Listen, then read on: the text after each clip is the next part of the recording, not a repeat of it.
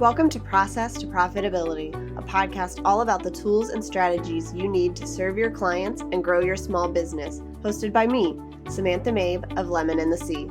Join me as I chat with creative entrepreneurs and small business owners about how they built and grew their businesses and how you can do the same in a way that fits you. Let's get started.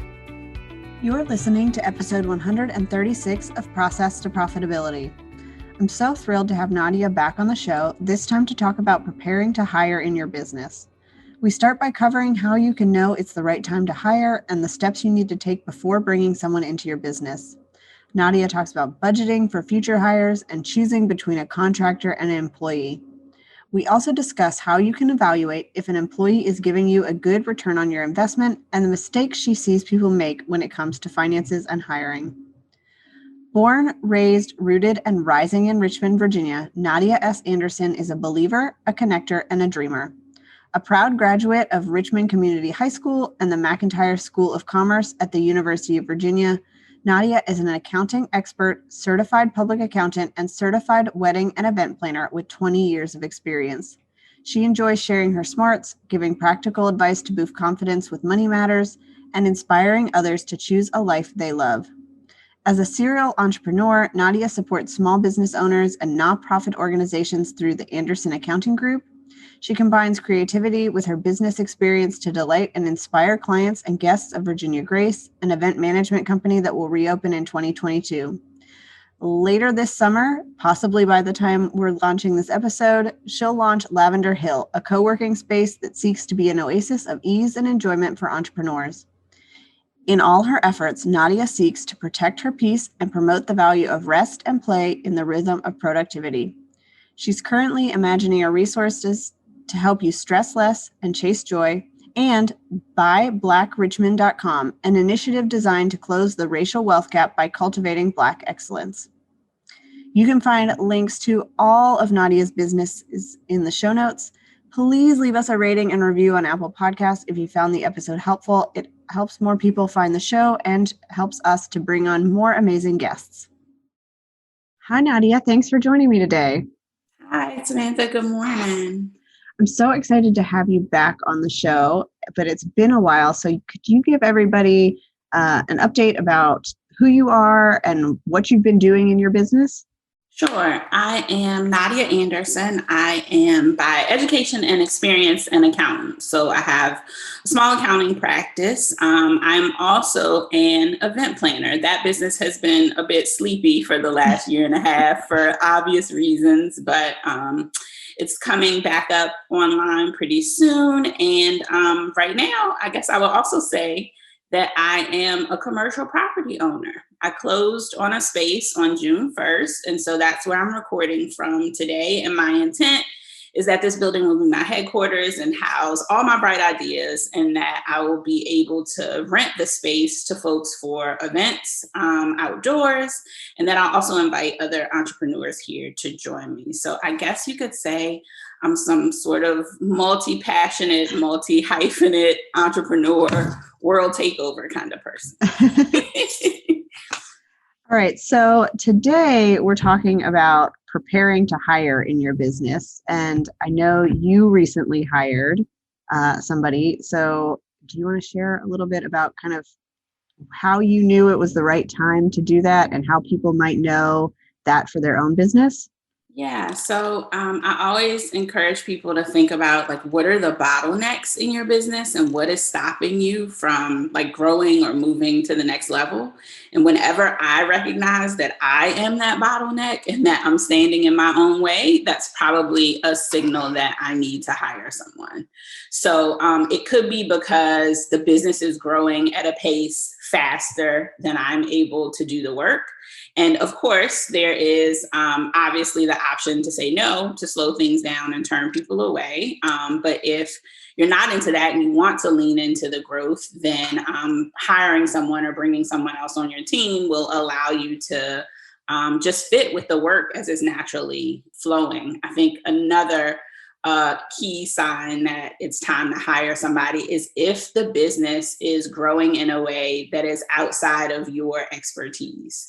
So there's a lot of things that I'm good at, but there's a lot of things that I'm not so good at or that I'm not keen on learning how to do. And so it's been in those moments when those things are taking over like more of the business, or when those things require more time and attention than I'm able to give them. That's a signal to me that, oh, well, maybe somebody else should be doing this. I shouldn't be doing it. So those are kind of two key points that I would share in terms of when is it time to bring somebody else on your team. Yeah. So if somebody's doing their first hire, do you have any tips for like who that might be, or who you found to be the most helpful as like the first person you bring on in a business? That's a good question. And I don't know that there's a one size fits all answer. I think it kind of depends on what your business is and what your industry is, but then also what your goals are. If I am recalling, and so we'll talk a little bit about like the difference between like when you're hiring people, what's an employee and what's an independent contractor. But I certainly hired or asked independent contractors to help me in my business first.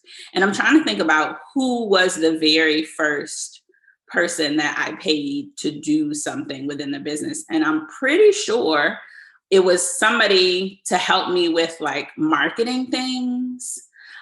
Because that is outside of my realm. So like within the business, and I guess the first business that I was working in full time was the event management business. And so within the business, like I'm all about events and getting into the details and like planning things, but trying to spread the word and let people know that I was out there, like that wasn't something that I had to do before.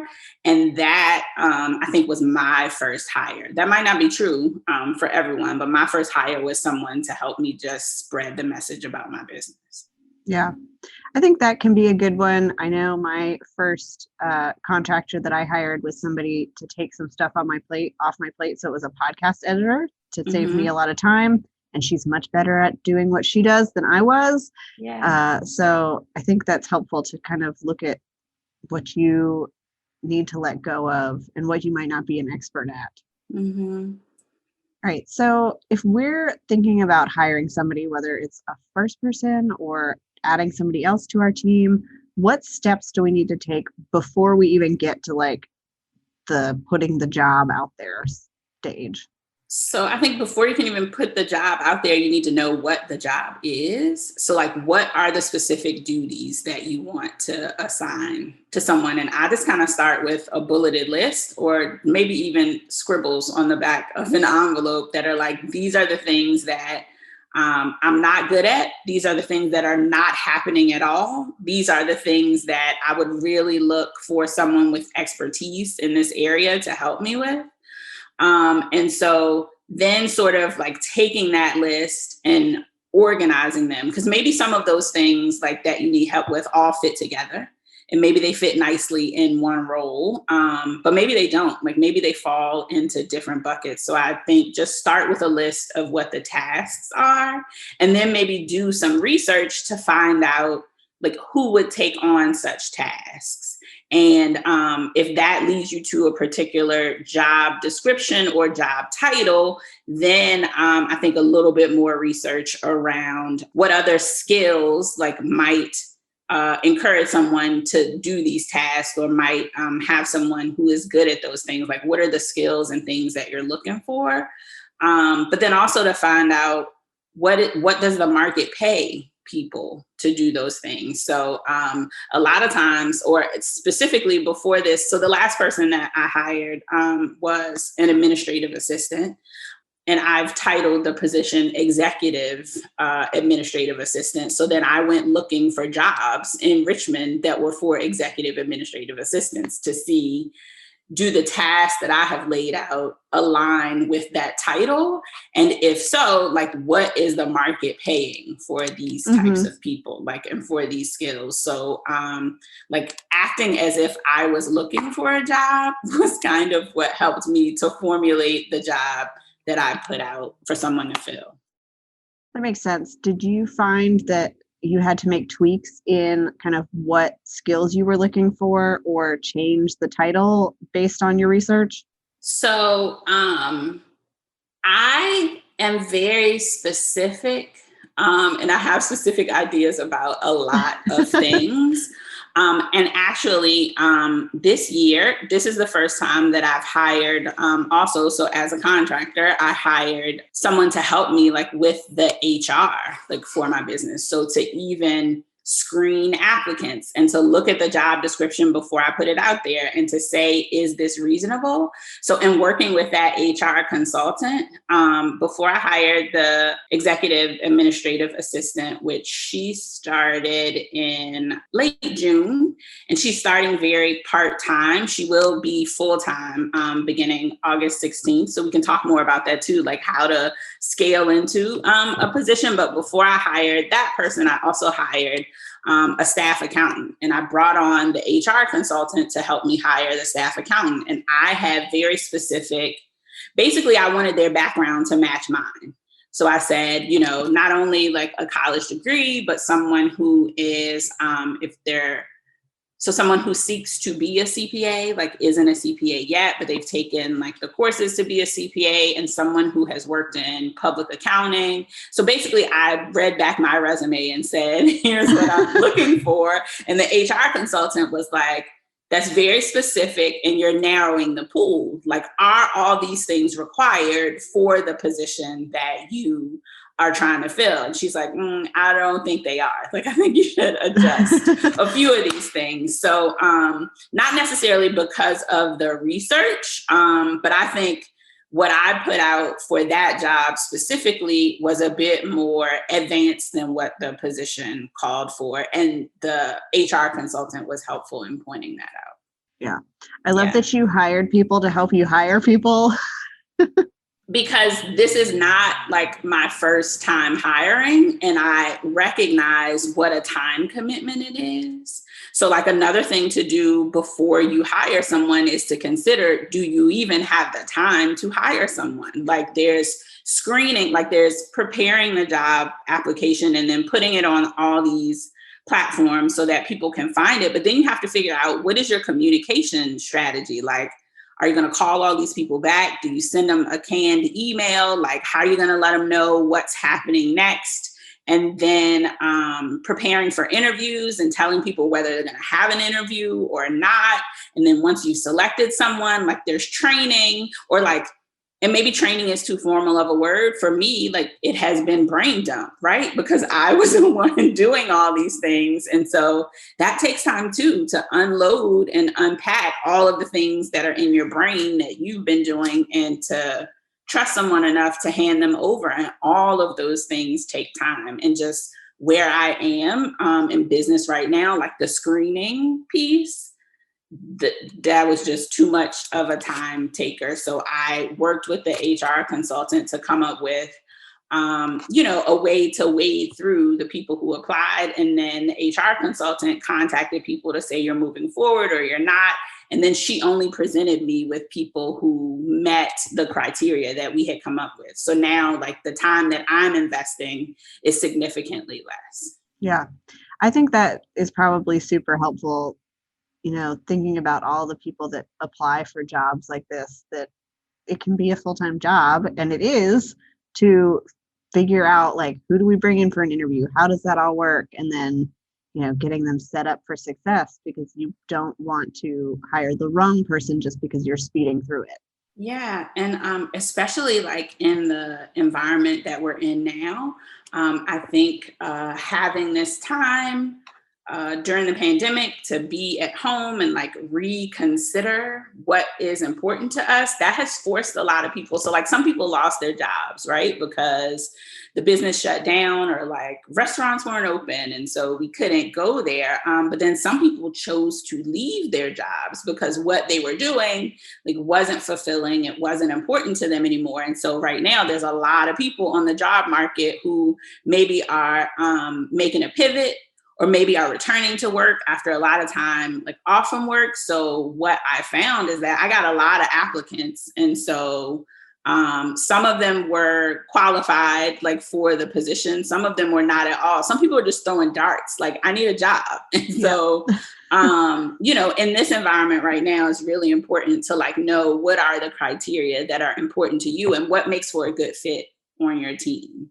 One of the things that I think about is that I think I always look for people who are flexible and open and trainable, because there's skills that we can teach, but like character is something that I try to interview for or find out. That's not something that is teachable, but it's something that is very important, and oftentimes to me more important than a skill set. Like I can teach you how to use this particular computer program or something like that, but I'm not necessarily interested in teaching adults to be honest, and someone who shows up on time and someone who has integrity. Like those are things that I'm looking for that I'm not willing to teach. Right. Yeah. All right. So you mentioned that you had a CPA help you too. So how did you budget planning to hire in the future? How can people financially prepare for this? Yeah. So when we're talking about hiring, I think it's important to consider the entire cost. So a little bit earlier, I talked about doing research to find out like how much will this person get paid. But if you're hiring someone and bringing them on your team as an employee, then on top of what you're paying them, there's also employer taxes that you have to pay. So just as a general rule, and I don't know where all your listeners are, we are in the state of Virginia. So there's some taxes that are specific to where you are, but like for employer payroll taxes federally, and maybe this is way too technical because I am an accountant, but federal payroll taxes are that the employer is responsible for is 7.65%. So like whatever the person's salary is, tack on another, let's say 8%, like just for a round number, and that's easy to remember. But then within the state that you're in, there's also, here in Virginia, there's state unemployment tax. And so if your state participates in the unemployment pool, that's an additional tax that the employer has to pay. And so here in Virginia, the starting range is like 2.5%. It kind of depends on how many people you have had in the past who have filed an unemployment claim. That sends the employer's rate up. But anyway, if we take that 8% and then add another 2% on average, add 10% on top of what you're paying the person. So for every dollar that you're paying them, then figure $1.10 is what the cost is going to be. Also think about like in terms of costs, think about like, are there any benefits that you want to offer? Things that make it more attractive, like for this person to work there or just to care for your people. So like in considering those costs, I would say look at what, if any, extra money you have in your business. Like, is there money that's accumulating in your business bank account that you're not paying to yourself or someone else, that's just sort of accumulating? And figure out like what that amount is to see how much extra you have. And if you do not have extra, then reverse engineer it. If you take whatever the salary is plus say 10% for those taxes, plus say another 2 or 3% for whatever benefits you might throw in to sweeten the pot, then figure out, okay, well, if I want to hire this person, it's going to cost me, I don't know, $20,000 extra dollars a year. And so then figure out, how do I go about making that extra $20,000? And know that you don't have to have all that money up front before you hire the person, right?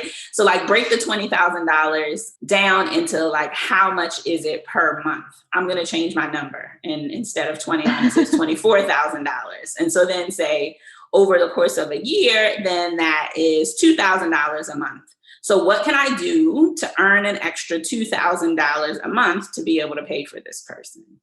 And something else that I did, like when I hired my very first full-time employee, and I'm using this strategy again with who is now my third full-time hire. When I hired the first person who was, and this person, like back to job description, they were a part-time bookkeeper and part-time administrative assistant, because I didn't have enough of those tasks to fill up a whole job for, each person. So I sort of mushed those things together and looked for someone who had skills and who wanted to do both of those things. But when I hired that person, I think she started initially with like 16 hours a week. which was manageable for her to keep her other job that she had that she knew she wanted to leave, but she wanted to create a bit of runway. So we started with 16 hours a week, and then we moved up maybe after like a month to 20 hours a week. And then we moved up again to like 24 hours a week. And I think at the 24 hours, maybe it wasn't at 24, maybe it was by the time she hit 30, then she said, okay, I can let go of the other job that I have. Like, this is enough for me to sustain what I want to do. And then she went from 30 to 40. And that was over maybe like a 6 or 8 month time frame. So in terms of budgeting, I planned for the 16 hours first, because I said, okay, I can reasonably pay someone like for this time. And so we focused on very specific tasks, and the tasks that we focused on were the things that I knew would bring more money into my business. And so by me giving away, like taking 16 hours off of my plate and putting it onto someone else's plate, then I was able to generate income with that. And so that income, I could then say, okay, well, now I can afford to pay you for 20 hours a week. That might be complicated to me. A lot of math, a lot of movement. And again, like, it takes a special individual to want to grow into a position and grow with you. But that was something that I was very clear about and upfront about, like in the hiring process. Like, I want this to be full time. If we're a good fit, I want us to grow and work together. Are you open to that? So like, just putting everything out there, like in the hiring. Yeah. I was going to ask about, like, when you're scaling, did you plan for that up front and make sure the person was okay with it? Or was that something that you guys came to because of her needs in her work? Yeah, it was something that I knew that I wanted. And so it was something that we talked through in the beginning. And I think as someone who is running and managing a business, like, I think it's really important to be transparent, like, with the people who are joining your team. Like, if you think that this is just a temporary thing, like, I just need somebody for this season, then say that up front. If you think, oh, this is part-time and it will never grow beyond that, as far as I can see, then say that too. Like, allow people to participate in the process with you, because I believe that it makes them happier. It makes you have a better experience, and you find people who will fit with what the role is and what the business needs, as opposed to withholding information. And so for the flip side of that too, like, if there are folks who are listening who maybe still hold a full-time job, right? Like, let the employer know what you need and what you're looking for. It is so much less costly to keep someone than to lose someone who's valuable and then start all over from scratch.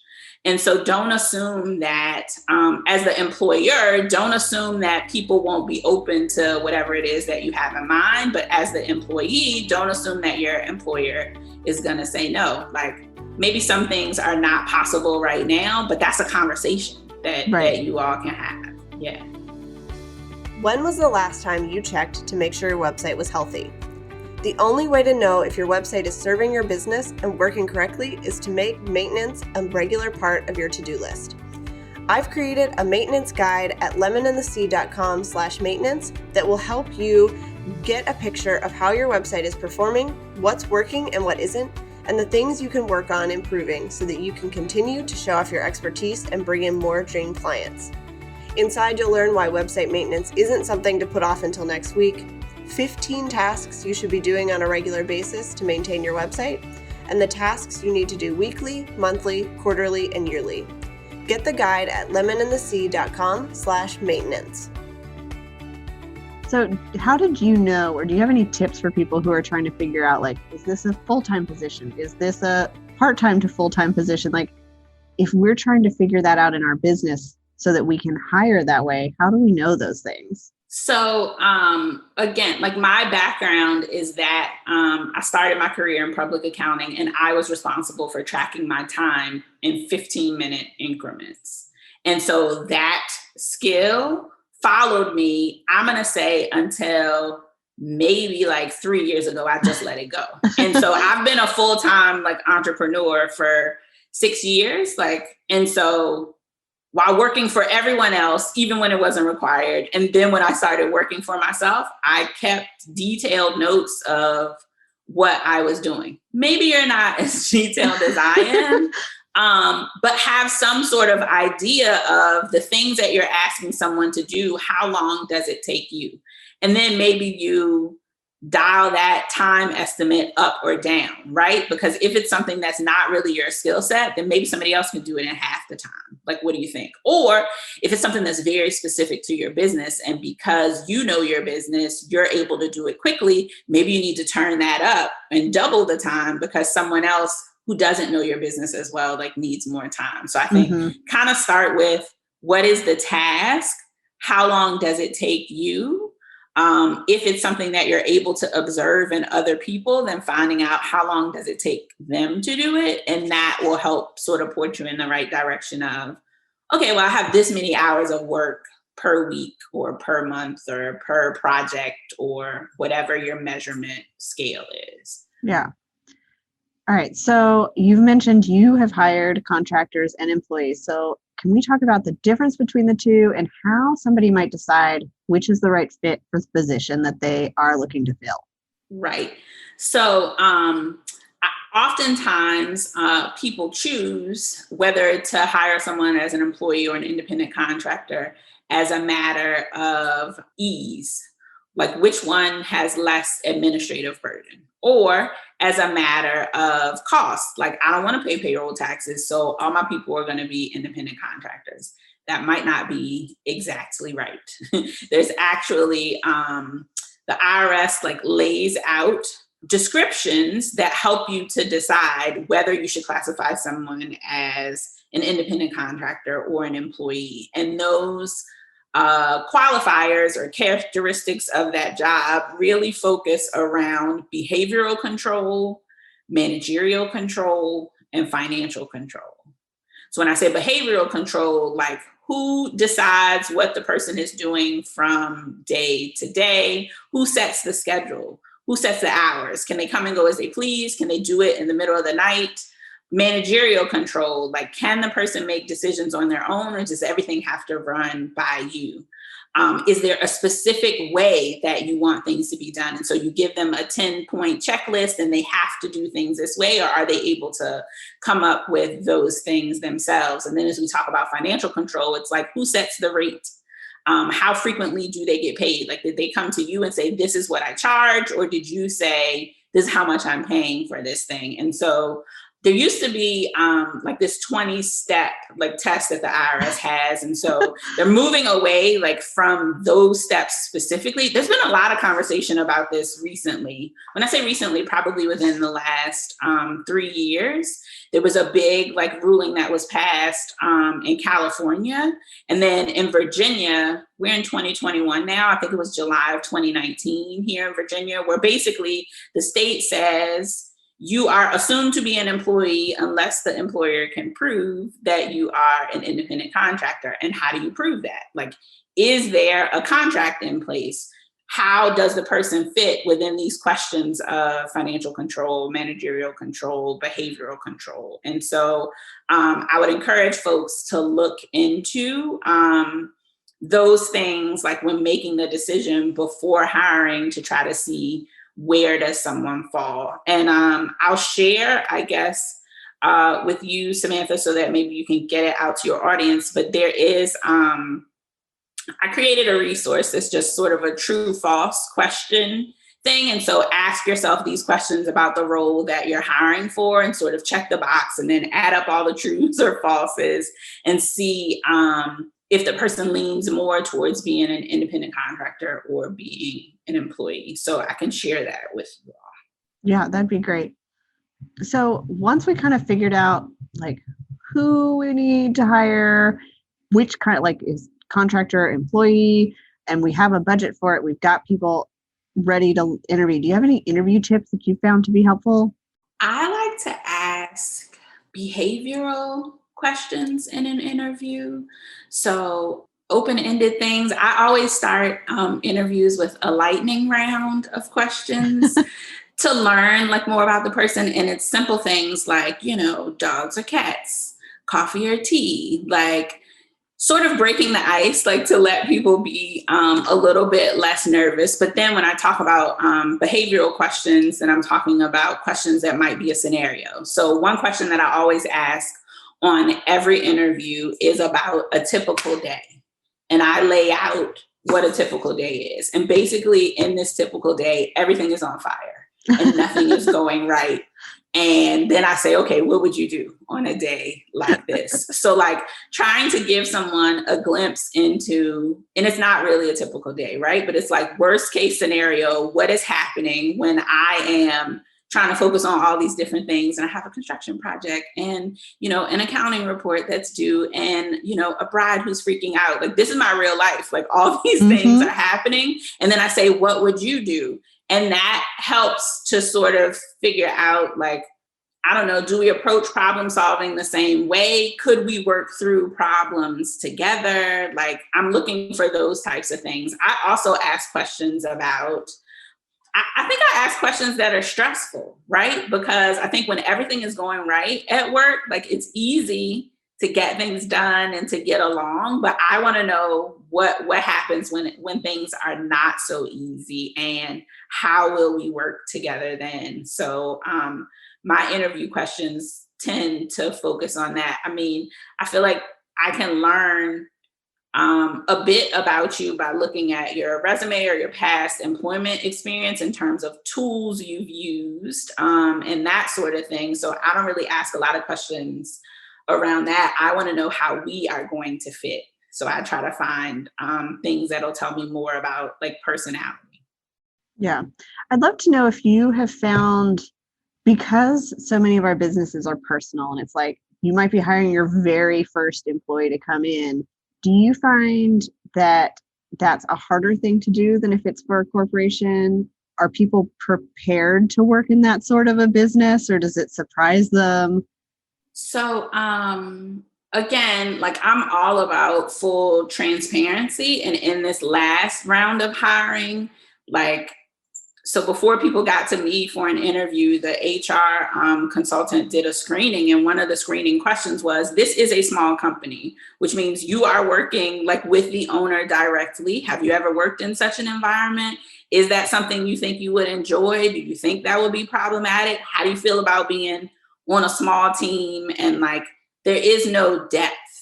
So one thing, like when I was working in corporate America or like in previous jobs, the last job that I had, I supervised people who supervised people who supervised people. And so I went from this team, environment, like I had peers who were also in management, but then I had like, there was depth, right? Like here, there's one person doing all the things. And so maybe we're going to now have two people doing all the things. Like there isn't any of that. How do you feel about that? Like, I think that's something to share with people. And so some people don't want to work in that environment, and it's okay. Like say that. But I ask questions around that too, because we're going to work closely together. Like, are you okay with working closely with the boss? And also, how do you take feedback? That's a question that I ask. Like, and how do you learn? What's your learning style? Do you want me sitting beside you and telling you the things? Do you want to read about it and then figure it out? Like, I need to know those things to know how well we're going to work together, because we are going to be in such close contact. So, yeah. And I will say, like, the other side of that question is I've had 2 people quit. And it hurt my feelings. Like I took it very personally. Like You're breaking up with me, and I trusted you, and you're breaking up with me. I'm sharing this with you. I didn't share that with either of those people. So it requires a little bit of, I don't know, delicacy, or maybe even just like having a thick skin on both sides, right? Because we're working so closely together. It's not just required of the employee. Like I needed to toughen up a bit. Like it's not personal. It's not about me. Like it is business, and they had to do what was best for their family or for whatever it is that they wanted. But I was still hurt. Yeah. Yeah. I imagine that if you're looking at like a contractor and employee, there are differences in what they do, but in a lot of cases, a contractor's probably worked with this type of business before because they might be that type of business. And so an employee is somebody you might have to really explain, okay, we're sitting at 2 desks next to each other and it's just the 2 of us all day long. And my toddler's running around and my dog is at my feet and it's a different environment. It's a different environment and it's scary, like for a lot of people, right? Like, I feel like my relationship with independent contractors is the independent contractor is we're more alike because they are running their own business. And so, there's conversation points that we can have around that. I think as an employee, it's just different. And the relatability is just different, right? Because perhaps that person is not used to making as many like decisions that are future focused, right? They're just focused on like what the work is right now and not trying to, I don't know, like I'm trying to figure out like, how do I keep this whole thing afloat? Like the very first employee that I had, like contractors, I knew how to end the relationship. I knew what the terms of the contract were, right? But when I hired my first employee, it was terrifying because I'm like, there's another whole human who is relying on me to keep this thing going. Like, it's not just me anymore, right? And so, I don't know. I've heard it said that you should be slow to hire and quick to fire. So like slow in the consideration of who it is and making sure that it's a right fit, but also that you are ready and your business is ready, like to take on the responsibility, but like quick to fire in that if it's not a good fit and it's not going well, and it's not going to get any better, like save everybody a lot of time and heartache and like get out of it quickly. Yeah. Yeah. All right. So once we've hired somebody, how do we make sure that they're worth the investment that we're putting in? We're putting in a lot of money and time into training them. So how do we make sure we're really getting that return on investment? That's kind of a tough question. And I guess time reveals whether or not they're worth it. But I do think, so like as a part of my process, there's this job description that's really detailed, right? But I have an evaluation like process that is based on the job description. And so I put the description out there, like, what you're applying. Okay, now you're hired. But once you're hired, we sit down and talk through, like, what are the pieces of this job that are energizing to you? What are the things that you want to learn more about? What are the things that you think you don't really know so much about, but we want to focus on those? And so that's a conversation that we have up front. What are your goals? Like, is it your intent to remain in this position indefinitely? Do you see yourself here in, 2 to 5 years? Do you want to ultimately own your own business? Like, what do you want to do and where are you trying to go? And in terms of like, is the investment worth it? I think if it's a conversation and you are relationship focused, then people will share with you like what it is that they need to be successful in this role. And then I guess ultimately to be successful even when they've left you. And so that makes it easier to invest. And so I have those conversations with folks and try to lay out and also try to be intentional about building in time to check in on those things. Like, how are you doing? How are you feeling? Is this too much? Like, what is the pace? So like there's formal times of feedback, but there's also like informal feedback that I'm trying to get and encouraging. And so I'm hopeful that that encourages like the folks who are on my team, like to share with me. And then we can like work together to find out like, what are the things we need to invest? Because if you don't want to be a tax professional, I'm not sending you to tax class. Like I'm going to be frustrated and you're going to be frustrated and, we're all going to be out of some money. So let's like avoid those things. Yeah. How long do you find it really takes to like have somebody get into their position where you can be hands off and okay, this is working now? It's hard. It takes a while. Like, it depends on, again, like what the role is and what the position is. But I think it takes you like 90 days to figure out, do you even want to be here? Like, you thought you did, but do you still want to come back? So there's that.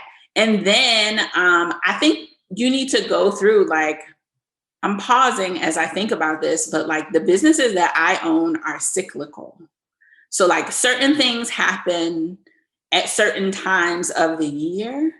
And I think you have to go through like at least a year to have one full cycle of you've seen everything. Mm-hmm. And so, again, I mean, I think it takes at least 90 days for us to get to know each other and touch everything to see like how we're working together. But then I think it takes like a year to go through all of the things that happen within the business to know like if there is any opportunity for efficiency or some kind of like improvement or to change things. And then like probably when you're headed into the second cycle, then I know you've seen everything. I know we've sort of talked through things and I can, I guess, relax a little bit more.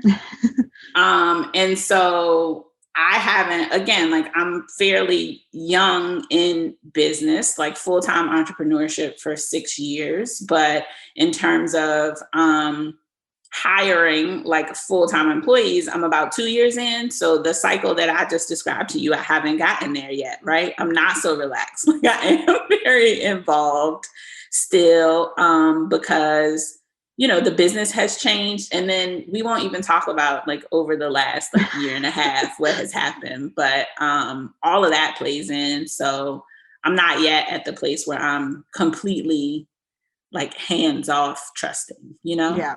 Yeah. That makes sense. So what mistakes do you see people make when it comes to hiring for their business? I do think like one of the biggest ones is that incorrect classification. So like you're hiring and everybody is an independent contractor. And that's a mistake that I see a lot and encourage accounting clients of mine, like specifically, okay, we need to get in compliance because this is not what it should be. I think another mistake that people make, again, is just not being like, I'm really relationship driven. So like not being relationship focused. I have encountered other entrepreneurs who I would describe as just not being kind to their teammates. Mm-hmm. And I know that, I'm thinking of the wedding world specifically and high pressure situations and, tensions are high. And so I don't know, there's just a communication barrier that I've seen. And I'm thinking it's really important to me, like, even if we're not going to work together anymore, but to maintain relationship, definitely like saying things that need to be said and being direct in communication, but also like being direct and handling people like with care and kindness. I have witnessed and I've been on teams in the past where that was not an objective or a focus. And I think that's a grave mistake because I think the business will only grow so far when you're treating people poorly. And it bleeds out, like not just to the folks who are on your team, but like customers like feel it and don't return and that sort of thing. So I think those are two things that come to the top of my mind in terms of mistakes. Yeah. I love the point about being kind to your employees. I think I've been in business, I've worked for people that was not the case. And I've seen people that's not how they treat their employees. And I think it makes a big difference in how your business grows, how it runs, the client experience people get. So it does matter a lot. Yeah. All right. So I always wrap up with one question. If you could recommend one thing to a friend, what would that be? My recommendation is to live life now. I think we as a society are very future focused and we're waiting for when this thing happens, then I will. But I recommend living life now because we don't know what's going to happen in the future. And the future is not even promised to us. So do all the things. We were having a conversation before we started recording about doing all the things. Yeah, I'm doing all the things while I can. Live life now. That would be my recommendation. Yeah. All right. So where can people find you and connect with you online? So I have, active Instagram under the handle Nadia the CPA. So there I'm sharing tips about managing your business and your business financing. So you can follow me there. There's a lot of resources that are available on my website, which is nadiaandersonCPA.com. A couple of other Instagram handles for my other brands and businesses. So the event management company is Virginia Grace, but the Instagram handle is VA Grace Events. And this new space that I just purchased that has not yet launched, you can see some of the behind the scenes stuff there. And that's on Instagram as Experience Lavender Hill. I've named the building Lavender Hill. So those are the places to find me. Awesome. We will link to all of that in the show notes so people can check it out. And then we'll also link to that questionnaire that you have so everybody can get some help, get some resources, and figure out what their next steps are for their business. Thanks for listening to Process to Profitability. Please take a minute to leave an honest review in iTunes so that I can help more small business owners and creative entrepreneurs find the show.